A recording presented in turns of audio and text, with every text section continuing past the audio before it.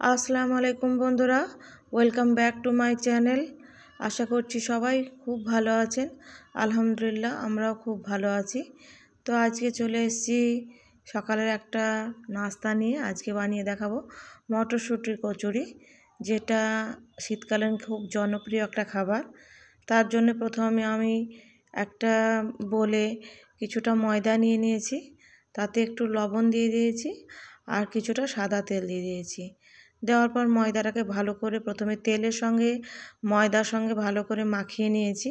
মাখিয়ে নেওয়ার পর জল দিয়ে ময়দাটাকে আমি মাখিয়ে নিচ্ছি। ময়দাটা খুব একটু স্মুথ টাইপের মাখা হবে, হালকা নরম নরম টাইপের হবে, খুব শক্ত টাইপের হবে না। এই যে দেখুন একটু নরম নরম টাইপের হয়েছে, অথচ লেগেও যাচ্ছে না। তেল দিয়ে এইরকম নরম টাইপের করে মাখিয়ে নিতে হবে। ময়দাটাকে ভালো করে মথে মথে খুব সুন্দর করে মাখিয়ে নিতে হবে। এরপর আমি চলে যাব মটরশুঁটিতে। মটরশুঁটিটাকে আমি সেদ্ধ করে নিয়েছি। এরপর একটু রসুন, আদা আর কাঁচা লঙ্কা দিয়ে মটরশুঁটিটাকে আমি মিক্সিতে বেটে নেব।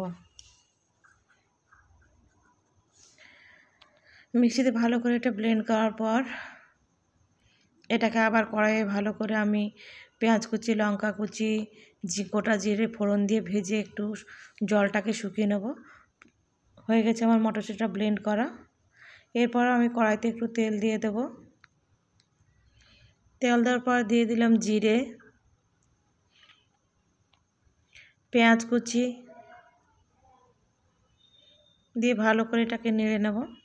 পেঁয়াজটা লাল হয়ে গেলে এখানে কিছুটা শুকনো ভাজা লঙ্কা আমি কুচি করে দিয়ে দেব। আপনি এমনি লঙ্কা এমনি শুকনো কেটেও দিতে পারেন। আমার ভাজা ছিল বলে লঙ্কাটা আমি ভেঙে কুচি কুচি করে দিয়ে দিয়েছি। মশলাটাকে ভালো করে নাড়াচাড়া করে নেব। এর উপর আমি মটরশুঁটি যেটা ব্লেন্ড করে রেখেছি, মটরশুঁটি, কাঁচা লঙ্কা, আদা, রসুন দিয়ে সেই পেস্টটা এখানে দিয়ে দেব। পেস্টটাকে এখানে দিয়ে ভালো করে জল শুকিয়ে নেব, একটু ঝুরঝুরে টাইপের বানিয়ে নেব। পেস্টটা আমি এখানে দিয়ে দিলাম। আমি কিন্তু মটরশুঁটিটা এখানে লবণ দিয়ে সিদ্ধ করে রেখেছিলাম, সেই জন্য এখানে আর লবণ দিইনি। এই যে এরকমভাবে আমি পেস্টটাকে জল শুকিয়ে তুলে নিয়েছি।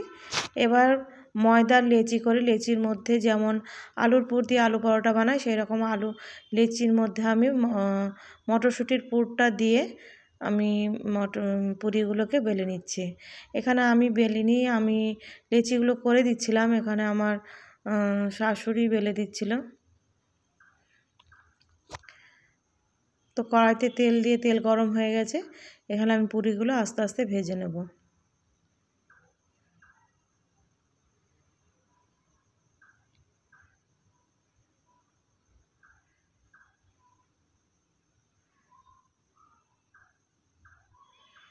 এইভাবে আস্তে আস্তে তেলটাকে নাড়িয়ে নাড়িয়ে পুরির ওপর দিতে হবে, দিয়ে ভেজে নিতে হবে। তেলটাকে আস্তে আস্তে যত এইভাবে নাড়িয়ে নাড়িয়ে পুরির ওপর দেবো, পুরিটা তত সুন্দরভাবে ফুলে উঠবে। আর একটু লাল লাল করে এটাকে ভেজে নিতে হবে পুরিটাকে। পুরিটা আমার লাল মতো হয়ে গেছে, এবার তুলে নেব। এইভাবে একটা একটা করে পুরি আমি ভেজে নেব। যদিও আমি এখানে বারবার পুরি বলছি, এটা পুরি না, এটা কচুরি। যাই হোক, যে যে ভাষায় বলেন, কেউ পুরি বলেন, কেউ কচুরি বলেন। আমি আর একটা ভেজে নিচ্ছি। এইভাবে সব কটা পুরি আমি ভেজে নেব। ভেজে নেওয়ার পর এটাকে আমি আপনারা যে কোনো সবজি দিয়েও খেতে পারেন, আলুর দম বা সেমাই বা পায়েস, যে কোনো কিছু দিয়ে খেতে পারেন। আমি এটা চুষির সেমাই আর আলুর দম দিয়ে পরিবেশন করেছিলাম। আপনারা যে কোনো কিছু দিয়ে পরিবেশন করতে পারেন, ছোলার ডাল দিয়ে। এই যে রেডি হয়ে গেছে আমার শীতকালীন কড়াইশুঁটির মজাদার কচুরি। ভালো লাগলে লাইক করবেন, কমেন্ট করবেন, শেয়ার করবেন, আমার চ্যানেলটিকে সাবস্ক্রাইব করবেন। Thank you for watching my video.